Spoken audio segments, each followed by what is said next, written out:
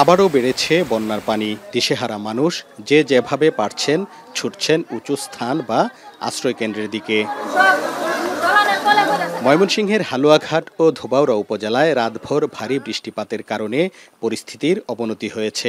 হালুয়াঘাটের প্রায় ৩০,০০০ পরিবারের লক্ষাধিক মানুষ পানিবন্দী অবস্থায় রয়েছে।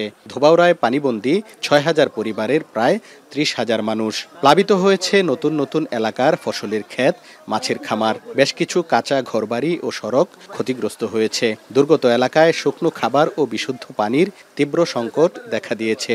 গবাদি পশু রাখা ও গোখাদ্য নিয়েও বেকায়দায় বন্যার্তরা। প্রয়োজনের তুলনায় আশ্রয় কেন্দ্রও কম। আমাদের অবস্থা ভালো না, বাইরে ঘরে পানি গর্দলিত জায়গা জীবিত লয়ে রান্না বান্না নাই, খাওয়া দাওয়া নাই।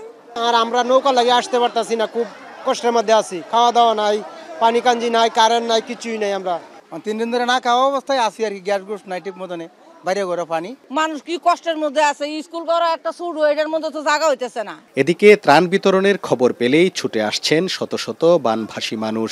আবার যা দেয়া হচ্ছে তা অপ্রতুল।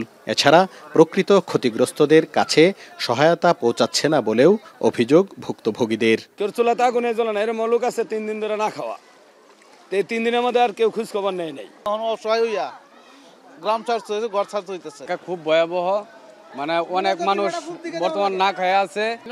কিন্তু বাউ নাই আমরা, কই যাই আমরা 3 দিন ধরে যে পানি এই পর্যন্ত কেন খোঁজ খবর লইছে না।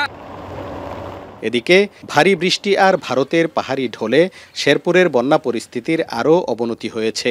উজানে পানি কিছুটা কমতে শুরু করলেও ভাটি এলাকায় প্লাবিত হচ্ছে নতুন নতুন গ্রাম। তলিয়ে গেছে বিপুল পরিমাণ আমন ধান ও শীতের সবজির ক্ষেত। 30 থেকে 40 বছর বয়স হয়েছে, আমরা এরকম বন্যা দেখি না। আমরা ধার দেনা করে ক্ষেত খোলা লাগাইছি, এখন সব বন্যায় খাই গেছে। আমন ধান নষ্ট হয়েছে, বিদ্যুৎ নাই, গরম পানি বন্দি, আমরা খাবার বিশুদ্ধ পানি নাই। নেত্রকোনার কংস ও সোমেশ্বরী নদীর পানি বেড়েই চলেছে। জেলার দুর্গাপুর, কলমাকান্দা ও পূর্বধলা উপজেলায় অন্তত 1.5 লাখ মানুষ পানিবন্দী হয়ে পড়েছে। বস্তা, ধান, চাল সব ভিজে গেছে। পরে পানি উঠাতে ধান বন সব ভিজে হনেডি সরাইতে হইতেছে। পিঁপড়ার কামড়, পানির কষ্ট, এত ক্ষয়ক্ষতি, আমরা তো কিছু সাহায্য পাইতাছি না।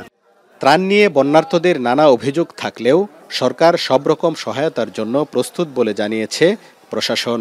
খাদ্য বা যে কোনো তার দেওয়ার জন্য যে পর্যাপ্ত তাদের যে চাহিদা, সেই চাহিদা মোতাবেক সরকার আমাদেরকে পর্যাপ্ত সহায়তা দিয়েছে এবং আমরা এখনো প্রায় প্রতি ঘন্টায় ঘন্টায় আমাদের উপরে কথা হচ্ছে।